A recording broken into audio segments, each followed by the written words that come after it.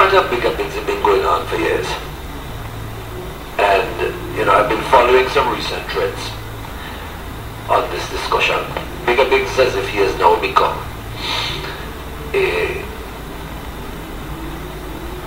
an addict also to, or very intensely involved in the Facebook discussions and the blogs and so on and whatnot. Let me take another call. Hello, good night. Yeah, good night, Julian. All right, brother. Somehow I felt it was you, and I said before I go on to Bigger Bigs, let me wait for. I believe I will get a diaspora call now. Well, this is the right time because I want to talk about both. Yes. You know, and everybody, and I really do have a problem with Jomo, but he's running for something. I'm not running for anything, so he can always be the man. And you used to do that, but I think you're getting on a little better. The Prime Minister is doing the same. You keep stretching out on your hands and meeting close fit with these other people, and I can't do that. I'm getting listened on Facebook for the same thing, you know, because I don't know how to do that. I see you making friends with some of them. Well, so look like you learn it. that one is a strategy. Look like you are being reformed.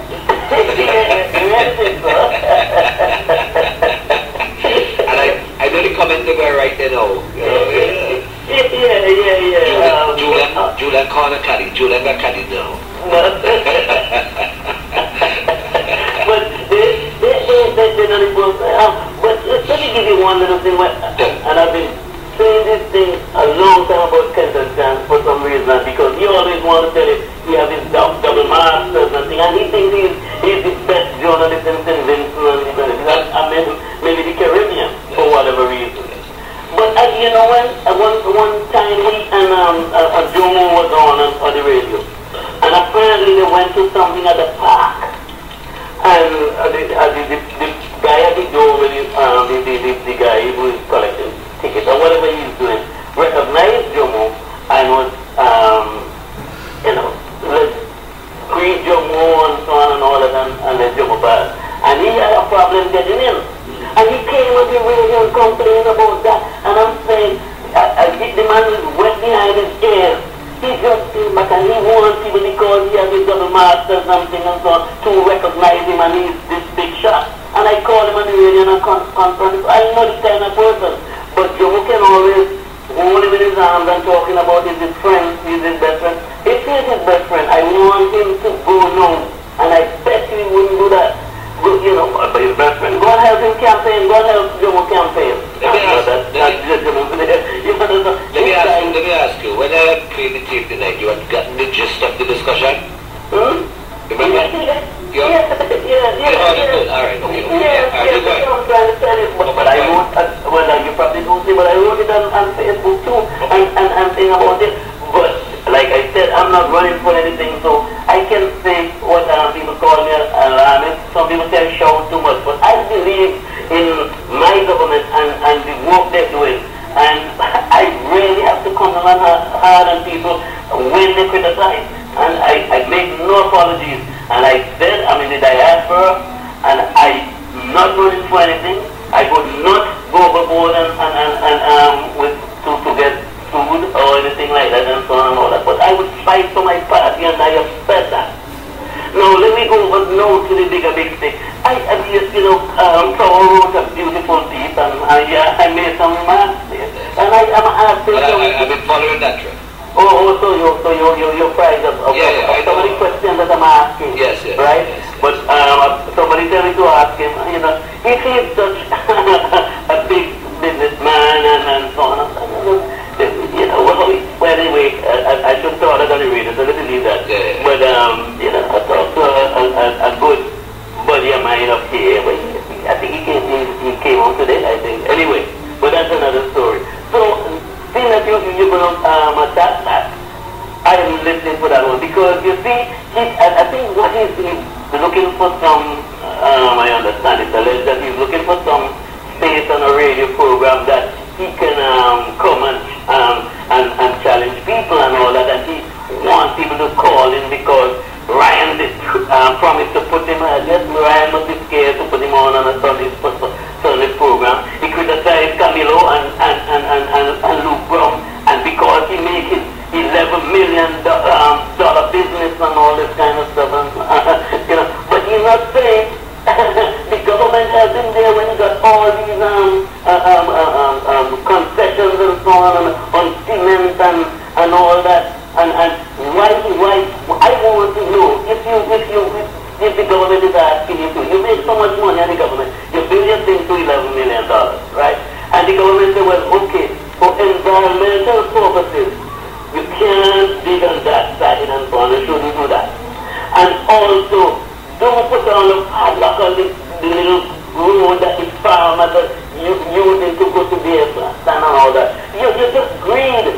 And here, you know, greediness don't thing. And you thought that the 2010 election was going to be an NDP, so that's why he was so thing. So he got some blows and that. Now he's trying now and he's balling and wants people to get him on radio station and so on and all that.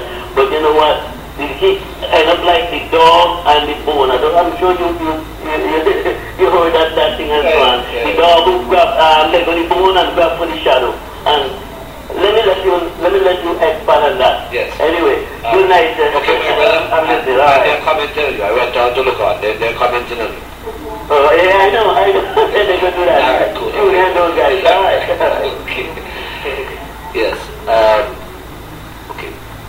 I believe I've lost a little volume in my headpiece there. Yeah, 1, 2. Yeah, okay, cool. Now, this discussion has been going on for a couple of years with Bigger Biggs and his business. I am not going to get involved in this matter as to the actions taken by the government with Bigger Biggs. Bigger Biggs has chosen to go a certain route with his business and the actions taken by the government of St. Vincent and the Grenadines. That is his prerogative. He's the one who says he has all these millions of dollars. And that he has lost all this big set of money on this matter. Now, this matter could have gone on, but where a fella continuously wants to blame somebody else for something that has happened to him. If he wants to convince himself, the Bigger Biggs trucking and rocks operation that I do, that I was impressed with, that I had discussions with Bigger Biggs on, the man I am seeing today is not the man who was running that operation. The man I am seeing today claims that he has been victimized by this administration and that illegally so, but he has chosen not to go to the law courts. And I listen and see what he's saying on it. He's not going to the law courts. Time will prove it, he says. Now, any discussion that Bigger Biggs is on, regardless of what program Bigger Biggs calls on, regardless of the subject matter that is being discussed, it is likened by Bigger Biggs onto his situation. And this is why he liquor fell out there.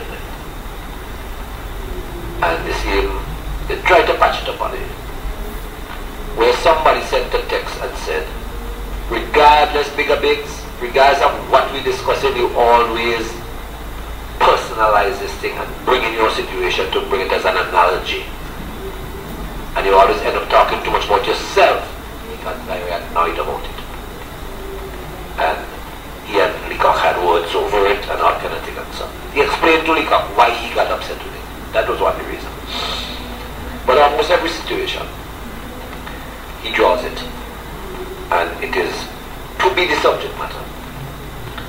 But I saw a recent revelation that the problems he's encountering and the reason why his business is no longer, it is because of Brent Bailey, Adolphus Olivier, and Julian Francis, and the Bower Bridge and the corruption at Bower Bridge. Now, this is a recent revelation by Bigger Bigs. So I tried to follow the trend to see what he was saying on this matter. And I want to congratulate Vincy Power on this matter. Vincy Power, I believe, is the man who has come closest to doing an analysis and revelation of who and what. Who Bigger Bigs is and what Bigger Bigs is and what has become of Bigger Bigs' business and the reason for what has happened to him. I think Vincy Power encapsulated it fairly well. Not being on the ground, but being informed on the subject matter and drawing sensible conclusions. And the thread has been very interesting. But this latest revelation of Power, that there's corruption in a bridge that was supposed to be built at Power. Let me just explain one thing. An estimated figure for a project doesn't mean that the money has to be spent. The Power Bridge, as explained, and I see that Vincy Power tried to get a transcript of a clip that Bigger Bigs played from an interview that I did with Tony on IKTV. But because of the local parlance, so I tried to speak in such a way because I know Vincy Power will be recorded.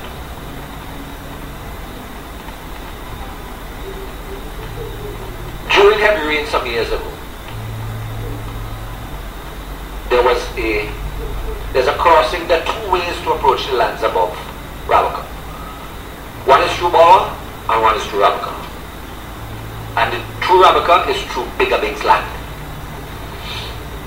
Some farmers approached it there through Bigger Bigs' land, and some approached it when Bower, before the heavy floods, not December floods, I'm talking years ago. The road at Bower got washed out. We decided we put in a bridge up there. It was estimated and so on and whatnot, and we started to build a bridge. The minute we got in to do excavation and put down some footings and so on, down came the waters again and took everything out. It's not the only place in North Windward that this has happened. Even on the main highway, when we started building some of the bridges to build from Orange Hill to Fancy, a couple of the bridges while we are building them, with the floods coming down, the rains coming down, because of the sandy nature of the soil, the footings washed out easily. It was decided to abandon that. So there is no corruption in it. The chief engineer advised against it, and that the best approach to those lands, because everybody using through the lands that Bigger Bigs bought. Bigger Bigs didn't own those lands all the time. Bigger Bigs bought those lands. An aerial photograph of those lands will show you clearly an estate road through there. The cadastral surveys for that area show you an estate road through there. It is existing. Bigger Bigs bought this land from a former landowner. In fact, from my recollection, Jesco at one time was paying a rent to this lady for this piece of land. To traverse it, to go in a different direction, not where the farmers go, to get to the top of the Rabaca, to get aggregate out of there. And there's some nice aggregate up in the top there. In fact, at one time, the management of Jesco was encouraging Jesco, the ministry, to acquire that piece of land. And I said, we have enough land up there. Why do you want to go and buy this land same land that Bigger Bigs ended up buying. Bigger Bigs bought the land. I believe when he bought it was just over 5 acres. And as I mentioned that, let me just say this. In 2012 apparently Bigger Bigs got this land resurveyed, and the land has grown from 5 acres to 14 acres. Just putting that in for what it's worth. But it's a fact. The survey was done over. I don't know by whom. I will get the details, but those of you who wish to investigate it can investigate it. The 5-acre block that he bought in the survey of 2012 is now 14 acres with rivers on both sides. That is Lady Jane on one side and Rabbit on the other side. So lands grow around these areas. So this thing about wanting, you see, Bigger Bigs wants to blame somebody for his demise. Bigger Bigs had a fantastic operation in Maricoy, in Yambu. Prior to us winning government in 2001, Bigger Bigs mined Rabica like everybody else. There were 2 or 3 operators up there with their own equipment, just digging natural resources belonging to the state under the NDP government and selling it to block makers and people who build in their houses. Bigger Bigs chose to do it, got free aggregate, and did a fantastic business in building blocks investment. I visited his operation.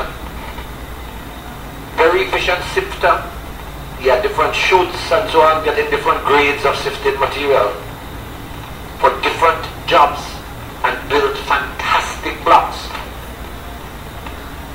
They were a lot more expensive than the ordinary block makers. Where blocks were selling at 175, you were selling at 250 in those days. I think those were the price in those days, 75 cents more per block. To say that he outpriced persons is just that he sold a better product, and that the smaller fellas in them didn't get the market, because Bigger Bigs had taken a lot of the market, and he was doing a good job at it. So he was bringing aggregate from Rabica to Maricoy, to Yambu, and build his blocks there. He got certain concessions on cement. Believe those concessions at a later stage, when there was a shortage of cement in the region. I think you all will recall that. There was an abuse of the concessions which the government stepped in and dealt with it. Not going to go into those details. I just want to give you a broad overview of this matter with Bigger Bigs.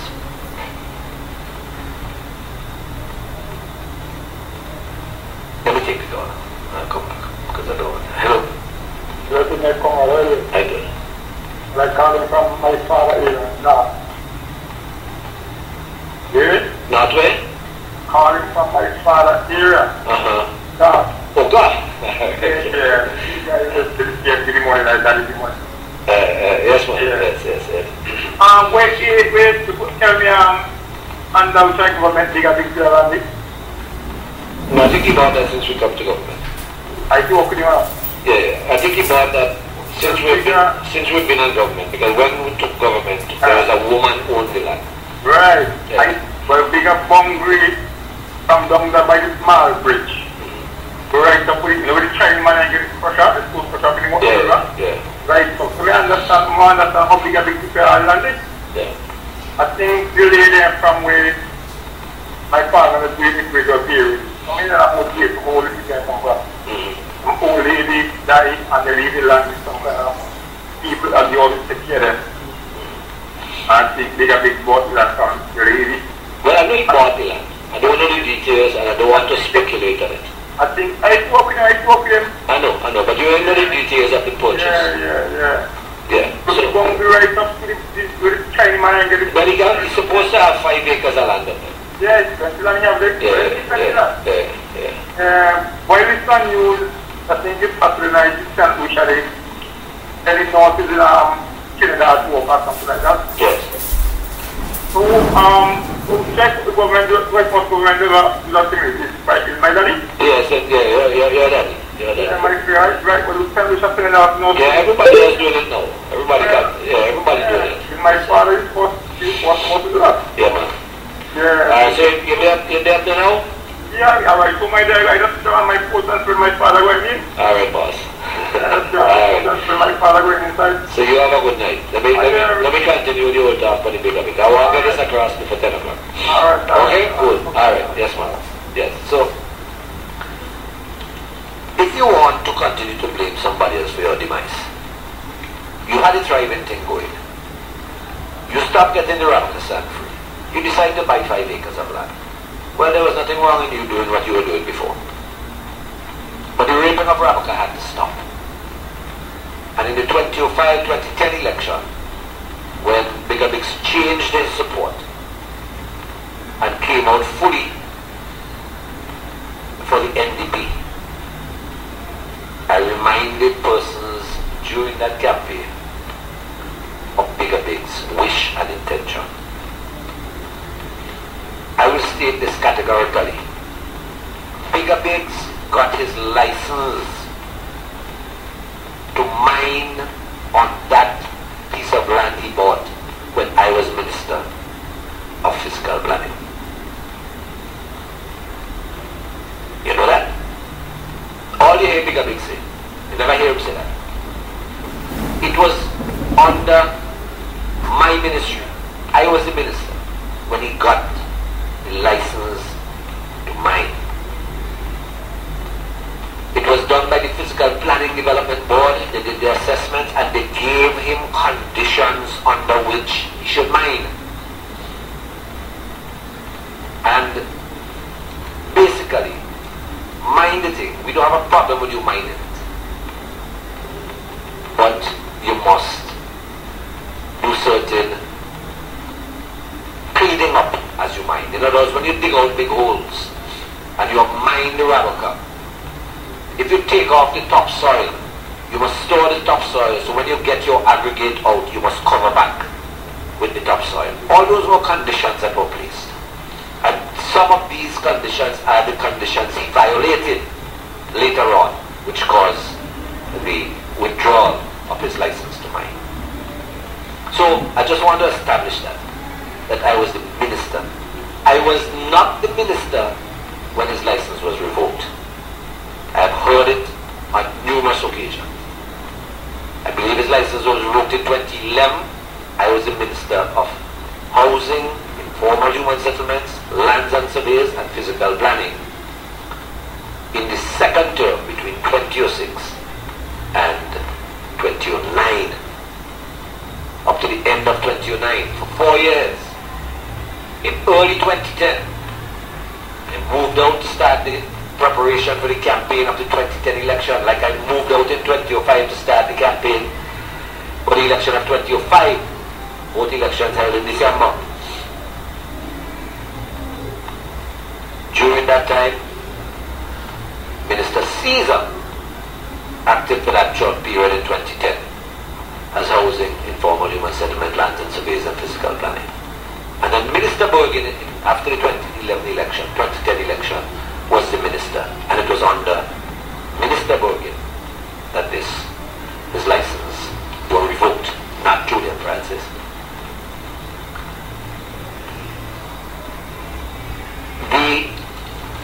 So the new mantra of Bigger Biggs is that there was corruption up in Bower Bridge.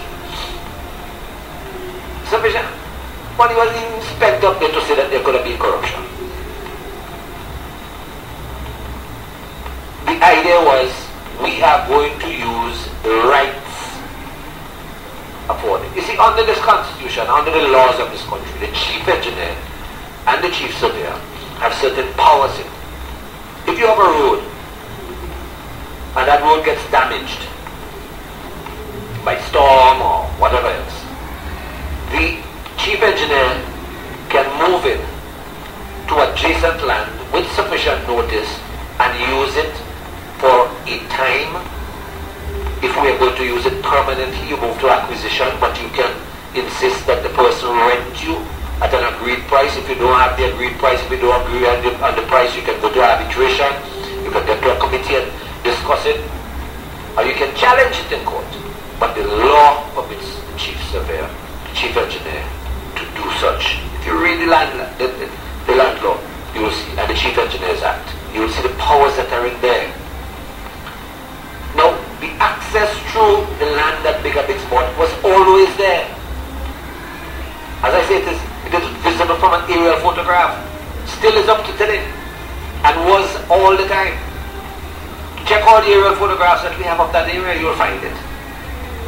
I visited that area during the period I was minister, and we agreed after the Bauer thing that the farmers, all farmers, because it doesn't make sense trying to build back a bridge up at Bauer.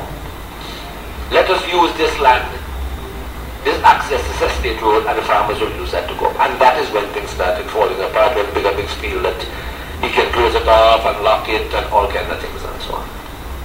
And not going into the legal ramifications, he wants to go. He has chosen lawyers. Julian King is one of his lawyers. 2 peas in a pod. And he can go where he wants to. I really thought that I need to say some things on this. Even in 2006, that term of office, when Buckerment Hotel was being built, Bigger Bigs was not yet supporting the NDP. When Cummings and them started to make all the nasty things, saying the nasty things about Buckerment, and Rotherhampton the project, I think be a Phantom Hotel and so on and what.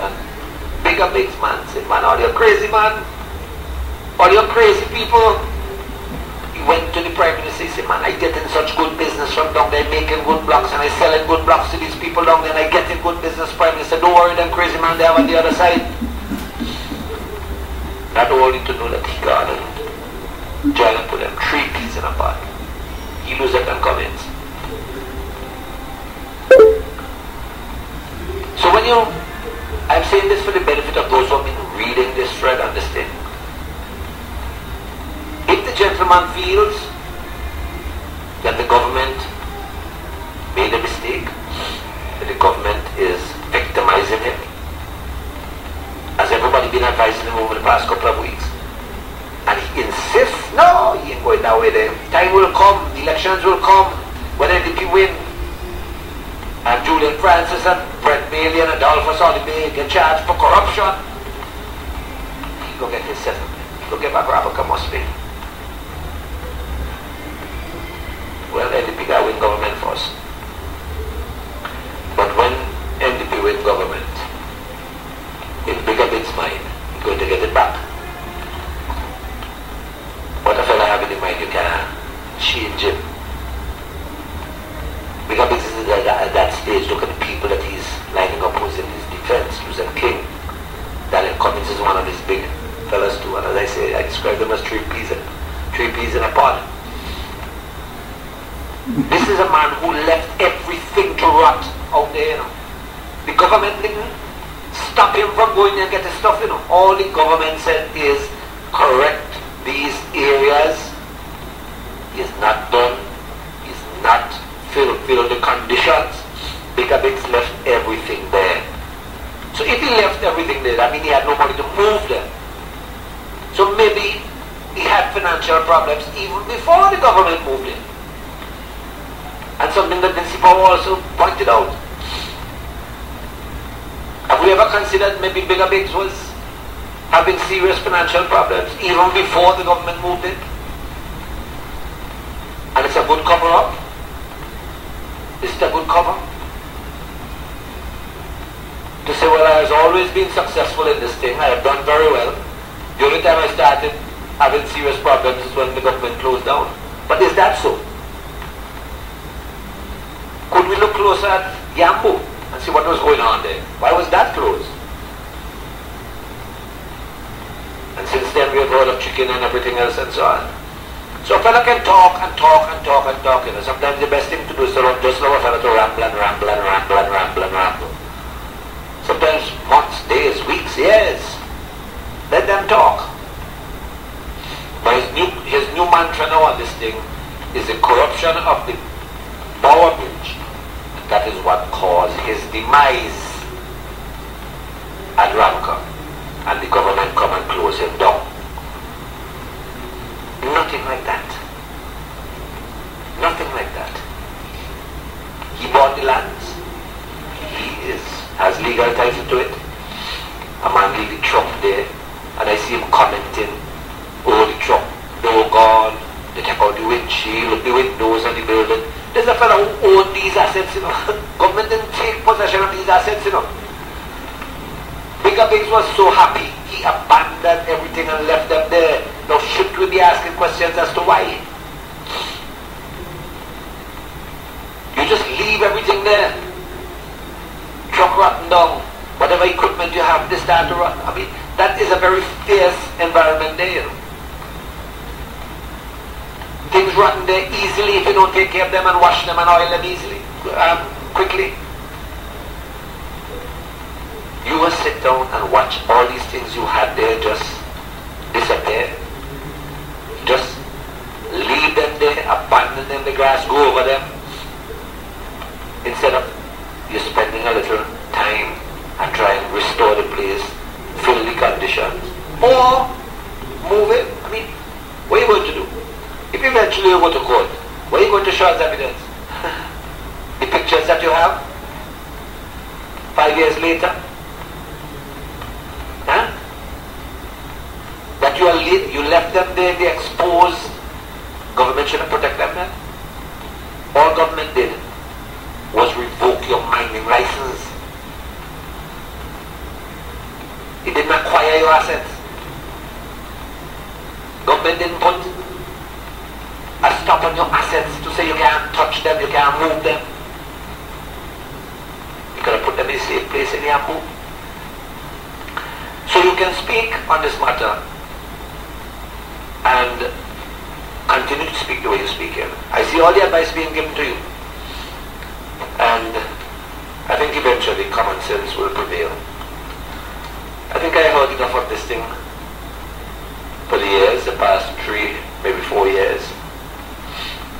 And I thought that it's best that I make a few comments on it and not to get into too much detailed discussion. That's why I left it for last, so that I wouldn't have too much detailed discussion. I don't want to go into the legal ramifications and all of that. I just wanted to bring certain points across to you on this matter. So when he speaks next, I'm sure you're going to get a lot of these clips, and you yourself would have the clips on certain. Maybe I'll expand on it further at a later time, but it's already after 10.